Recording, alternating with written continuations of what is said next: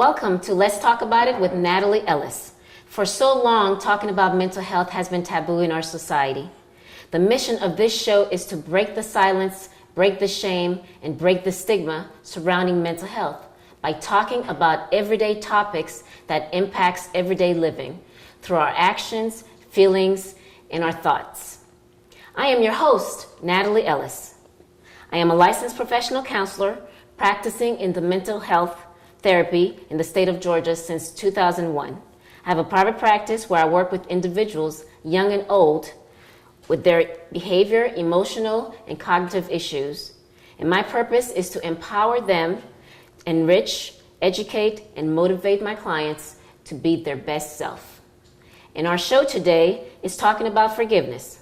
In my practice, I see a lot of clients who have a hard time with letting go. So we have a special guest today, Ms. Jade Jackson, to talk about forgiveness. Welcome, Ms. Jackson. Thank you. Well, let's see. Ms. Jackson is a licensed professional counselor, a national certified counselor, a Prepare Enrich facilitator, and a certified public accountant. JD assists people in developing more effective relationship skills and to deal with the issues that arise when our relationships are unsuccessful. She has been trained to help men and women transform their relationships to each other by impacting the conversations they are having. She educates people to have a paradigm shift by providing a different point of view.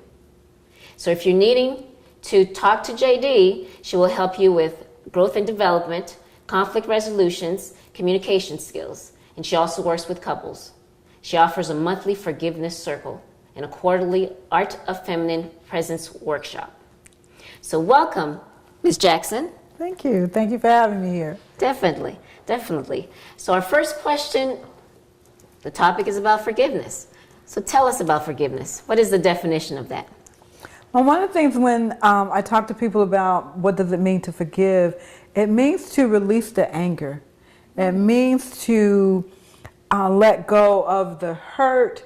It means to move beyond retaliation. So forgiveness means to be restored back to that place that you once were before the incident happened or the person hurt you. Oh my goodness, to be restored back. And I guess that's what we're going to talk about. How do we get restored back after we've been hurt? Yes. Okay. So what determines if you should forgive someone or not? I guess that also determines if we should be restored or not. What determines that? So one of the things that I tell people to begin to look at, if you're wanting to have more love in your life, or if you're wondering why you keep drawing to you the same type of relationships, if you find yourself keeping score, if you find yourself not being fully self-expressed, then those are some of the things that will help you begin to look at, well, maybe something is going on within me. Okay. And so it's very important for people to understand that they get to decide, they get to determine when and how they start this path.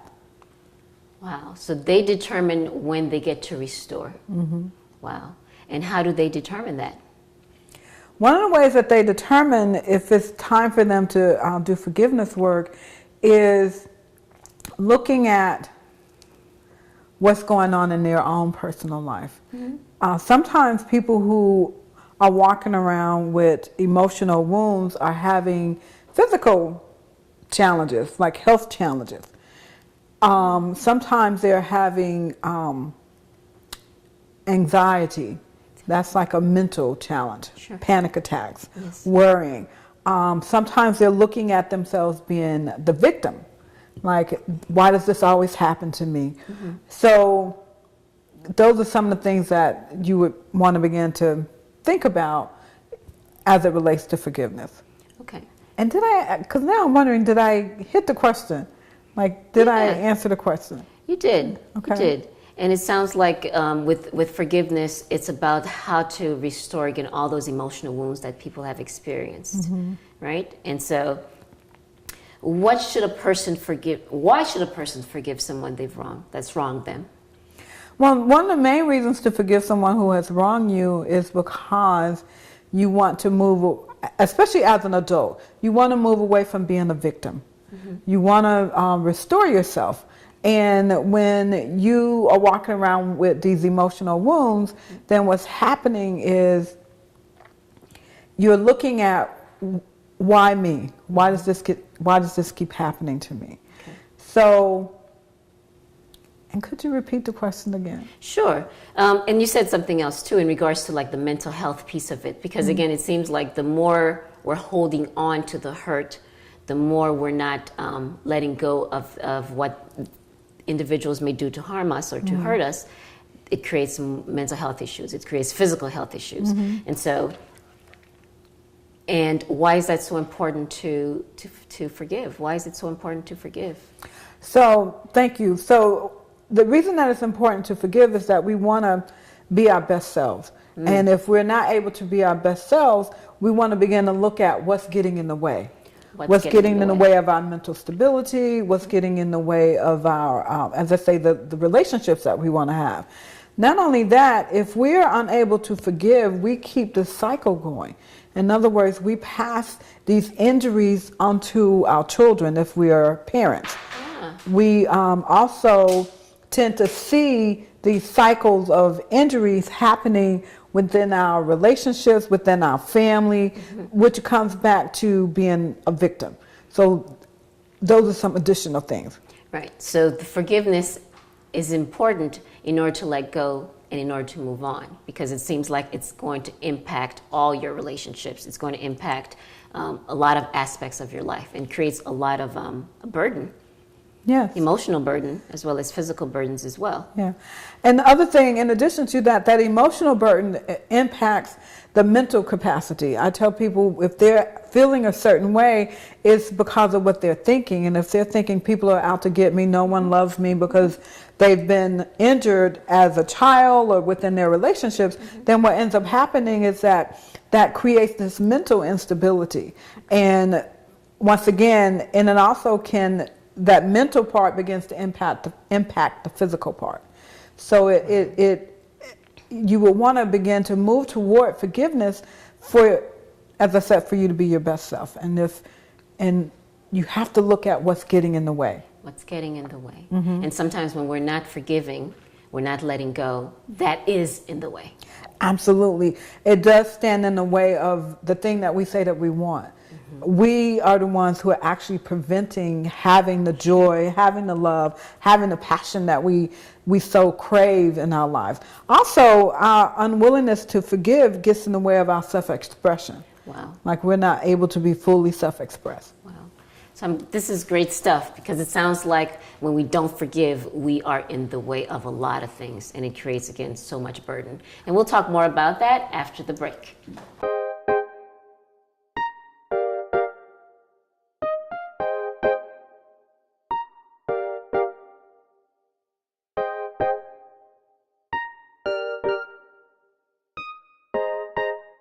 Welcome back to Let's Talk About It with Nathalie Ellis. And joining us today is our special guest, Ms. J.D. Jackson. And we're talking about forgiveness and the importance of forgiving those who have hurt us.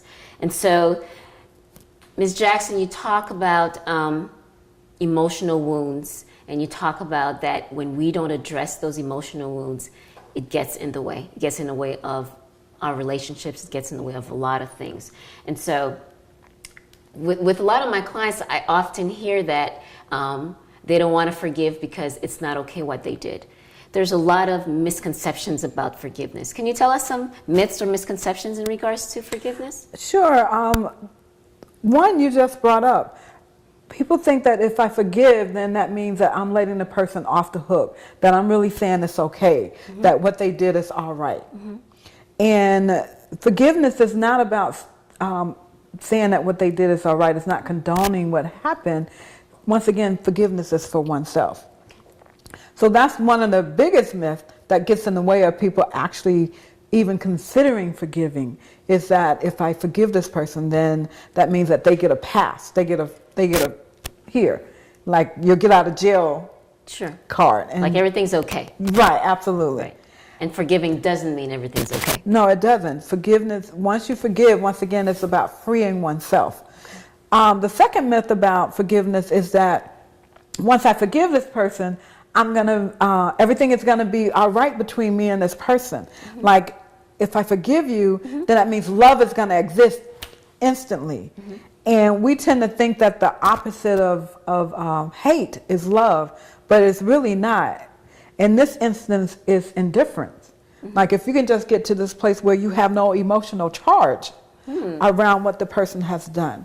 So that's the second myth that people have about forgiveness, is that I've forgiven this person, but now I still don't like them.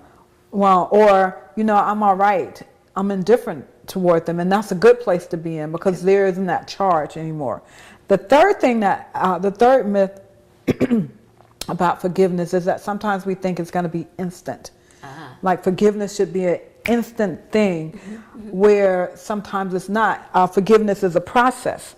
Forgiveness is this process that we go through, depending upon the offense that happened. There are some things that people say are unforgivable. And forgiveness takes courage. So thereby, that's a part of that process as well. So those are just three of the myths that we deal with that gets in the way of people wanting to actually begin the process. Gotcha. And so in order for somebody to fully be ready to be at a place of forgiveness, do they have to explore those myths or process those myths or kind of talk about what's holding them back, I guess, in some ways? Absolutely. Yeah, it's very important that you're either with a licensed professional, or you're talking with someone that that will honor the process that you're going through, because sometimes other people unintentionally will keep us in a stuck place. What you're thinking about forgiving them, that's unforgivable. And then I realize your mental state is being impacted by your unwillingness to forgive. You carrying this emotional wound around, because it is a burden, and it is impacting the quality of your life. So, yes, absolutely. And you said something really interesting. Forgiveness doesn't have to look the same for everybody. Yes. Right? That's true. True. Somebody could have wronged both of us. You may choose to forgive, and somebody may choose not to forgive, and it's okay, because we could be in different parts of the process in regards to forgiveness or the healing process of it all. Absolutely, because I've watched certain shows around forgiveness, and the thing that I've observed is when something horrendous happened, and the people who forgive quicker get on with their life a lot quicker. I see. And the ones who are still holding on to what happened to them, they're still weighed down. And there's a lot of other things that are going on in their life. Once again, there's a lot of unhappiness that's happening with them. And so, it will look different for everyone. Right. Yeah. And that makes sense. I know with a few of my clients, because I have a lot of clients who's dealing with a lot of hurts, a lot of abuse, a lot of emotional wounds, and there's an attached person, that created that for them. And when we're talking about forgiveness, and sometimes it doesn't have to always mean they have to go back and talk to that person. And so there's different ways that forgiveness can look and can occur. Yeah, because that's another myth about forgiveness, is that you actually have to have a one-on-one, face-to-face conversation with the person. You can actually forgive someone and they not even be present. And this is definitely true for people who have already died. Let's say you're angry at a parent who abused drugs and then they died from an overdose. And so now you have to work on forgiving them, because once again, this is for your mental and emotional well-being and spiritual well-being more so than it is for the other person. Right. Yeah, that makes perfect sense. And so are there some basic steps if I am at a place where, I'm tired of being burdened down, and so what would you say is the first step to get to a place where I want to forgive, potentially? So I like what you said, because that would be the first step, is recognizing that you are carrying this burden. And most people will recognize that they are burdened. They'll recognize that they are unhappy, or they'll recognize that life can be lived better than how it is being lived. However, that's the first step. Like, I'm sick and tired of being sick and tired. So the next step is to actually begin talking about it, actually begin processing it with someone, actually begin looking at what has happened. And not so much from I was a victim of what happened, but this is what happened, and this is what I made it mean, and thereby this is how I'm feeling about this thing that happened. So then that begins the unraveling, because the longer we are from the incident that happened, then the more reoccurring acts. In other words, if someone has hurt me one way, I then will begin to expect that. And so then I began to prepare for that never happening to me again. And in the preparation of me having that never happen, I draw it to me again. Sure. So thereby, if this happened to me 20 years ago and I keep having, it's kind of like when women are in bad relationships and they wonder, why do I keep having these bad relationships? Well, now they got a pattern going, and it's like they tell themselves something about these bad relationships, and then they feel a certain way about it. So now you got this history, you got proof. And so that's what I mean when I say you need to begin to unravel the story that you're telling and break it apart so that you can really see your part in it. Yeah, that's a very, very good point. The unraveling, I like that. And really, and when you talk about acknowledgement, you know, with a lot of my clients, a lot of times when they're coming to sit in front of me, this is their very first time that they talk about certain things. And saying it out loud and the acknowledgement of whatever the issue is really powerful, so that we could begin and take the next step and the next step and the next step. It's a step-by-step process. Absolutely. And the other thing that's very powerful is when you do go to a trained professional, you need someone to hear and honor your experience. Honor your experience. Yeah, that's the thing that sometimes can get in the way of people doing the complete process, meaning because another step in the healing process is the release. But if my experience hasn't been honored, if what happened to me hasn't fully been gotten and understood, then I'm still holding on to it because no one understands me, no one loves me. So when you come to a trained professional, that's what's going to be offered. It's like this listening, non-judgmental, like just okay, and even occasionally, I'm sorry that happened to you. Okay. And so then they feel heard, they feel gotten and understood, and then it allows that unfolding to keep happening for them. It sounds like you talk a lot about validation. And so in the therapeutic process, when they're telling their story of how much they've been hurt, there's someone there to understand, and there's someone there to validate. Yes. Validate what they've experienced, and to acknowledge and say, I get it. It makes sense. You know, whatever it is that they're going through. And sometimes, you're right, oftentimes people don't think people understand what's going on with them. And that creates, again, the silence and the shame in regards to whatever those experiences may be. Okay, but we'll talk more about that after the next break.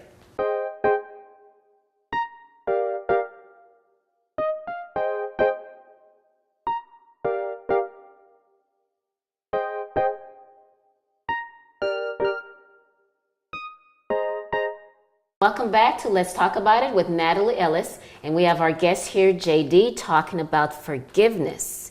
So you talked about so many wonderful things in terms of restoration. Forgiveness is about restoring self, letting go of the emotional wounds. Okay? So I'm assuming forgiveness, when we get to the place where we can forgive, it helps improve our mental health. Right? And so how are the ways that our mental health is improved as a result of forgiving? So you're right. Once we get to this place where we can actually forgive, it truly does improve our mental health, because one of the things that happens is we're not ruminating about what happened. Oh, okay. We're not processing over and over in our mind, and our interaction with people. We're not looking at how did this happen, or we're not on the lookout for this hurt happening again. So in other words, we move from being a victim to being empowered. And so there's a sense of freedom that occurs that before we actually forgave, before we even started the process of forgiving, that we didn't see ourselves as being a victim. We saw ourselves as being taken advantage of. We saw ourselves as being hurt.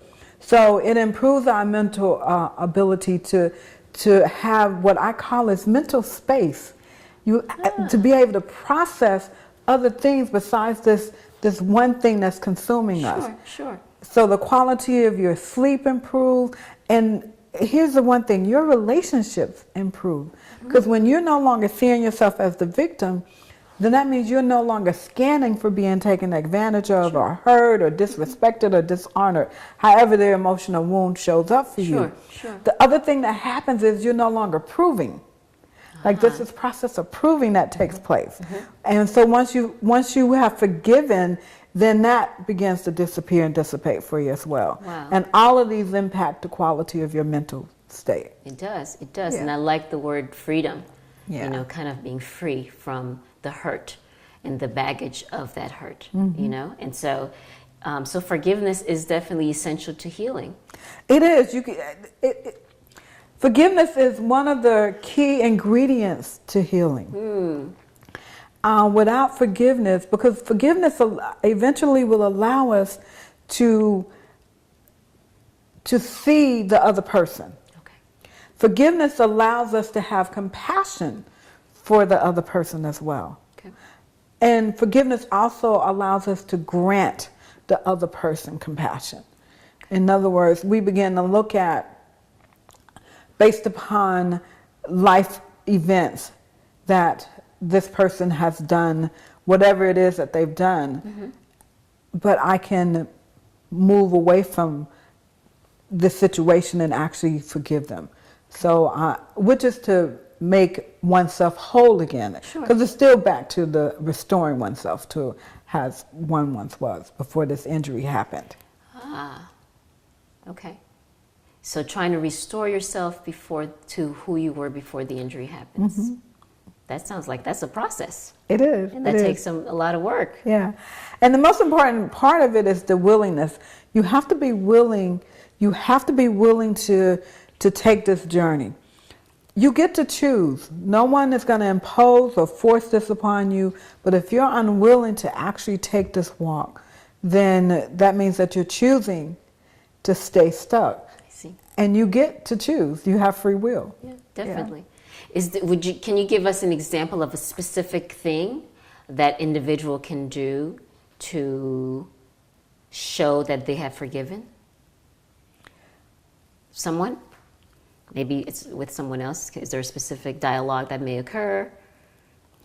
So one of the things that one dialogue, because this is really something that you can do for yourself. So if I was working with someone and they're looking at, I've been hurt and this keeps happening in my relationship, then the first thing to do is to forgive oneself. Is to forgive oneself for the expectations, the demands, the uncommunicated expectations, all of these things. And that's a good point, because a lot of people do blame themselves for their own hurt. Yeah. Yeah. Yeah. And so when we can begin to forgive ourselves for the relationships that we keep finding ourselves in, and just say, because I didn't know better, I then went down this path, that it would, naturally occur that I would go in that direction. And so it's not about one being flawed. It's about acknowledging that there's a natural occurrence that will happen. If I go to Europe, if I go to France and I don't know how to speak French, then of course I could find myself in situations where, because I'm unaware, then I could find myself in a compromising situation. And that's the same thing that happens when we find ourselves injured and we don't know how to unravel what happened. Okay. Wow.